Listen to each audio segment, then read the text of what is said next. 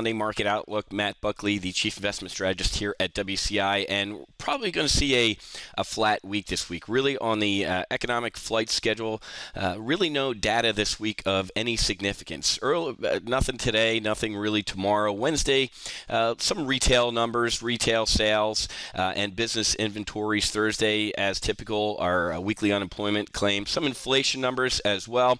And then Friday, bit more information, some CPI numbers, the Empire State Manufacturing Index, and also the cap rate and industrial production. But to be totally honest with you, we're really going to see a flat week.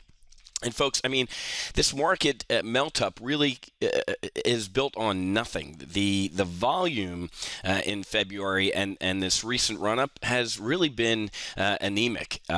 We're trying. The market's really struggling to hit record high for the fifth day in a row, but I really see a consolidation most likely occurring this week. Right. So we had semi-decent jobs numbers on Friday. And what do I mean by that? You really need to look into the jobs numbers to dissect what really happened on Friday.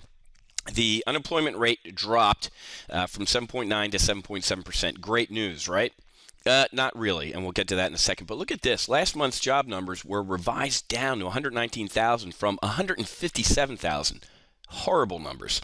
But they were looking at $1.62, and we came in at 236. So I'll call that porridge jobs numbers right there. But here's what's interesting: the 7.9 to 7.7%. Now, the Obama administration has gotten a lot smarter since they've been in office a little bit, because initially they'd run out to the nearest microphone and tout these numbers as great news that the economy's turning around. This is actually bad news, folks. And again, I can't stress this enough. Good news for the economy it doesn't translate into good news for the market, right? Because the Bernanke, the Fed chief, has said, hey, as soon as we get unemployment down around 6.5%, I'm going to take away the punch bowl, which obviously spooks the market. But this is why the market didn't get spooked on Friday, and it continued to go up a little bit. Why? Because record numbers of people in the United States left the workforce. That's why the unemployment rate went down, folks. People gave up. They've thrown up their hands and said, you know what, done. I'm just never going to find a job. They're going on Social Security, disability, or look at this. A record number in December on food stamps, nearly 48 million people. And look at this. Absolutely incredible, the amount of people on food stamps. And you really want to know what's creepy here? Look at this. The highest number in the United States is right around Washington, D.C. Isn't that interesting? 23% of folks living in the D.C. area are on food stamps. And the other, 77% are politicians.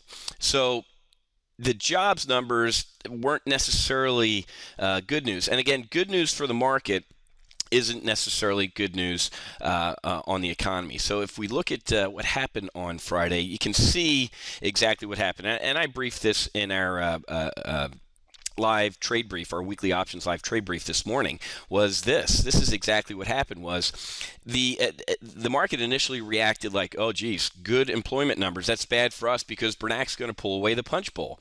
And then when everybody actually read the numbers and figured out that it's bad news, the unemployment rate going down was bad news, the market rallied. Okay? So that's what happened last week. I wanted to debrief that and factor that into my strategic mindset going forward. I really think that we move sideways for the rest of the week.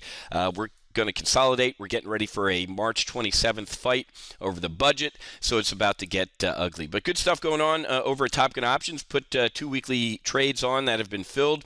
We put on this Apple Iron Condor on Friday. It's already up about $520. Put on a gold bull put spread this morning that's already up $175, and we got an SPX Iron Condor that we're working. So looking at potentially $3,500 in weekly options profits if my strategic mindset holds true, that the market just kind of wallows around sideways. So up $700 already today in our weekly option service. Okay, so got to run. Got a big week ahead. Obviously, expiration week, third Friday of every month.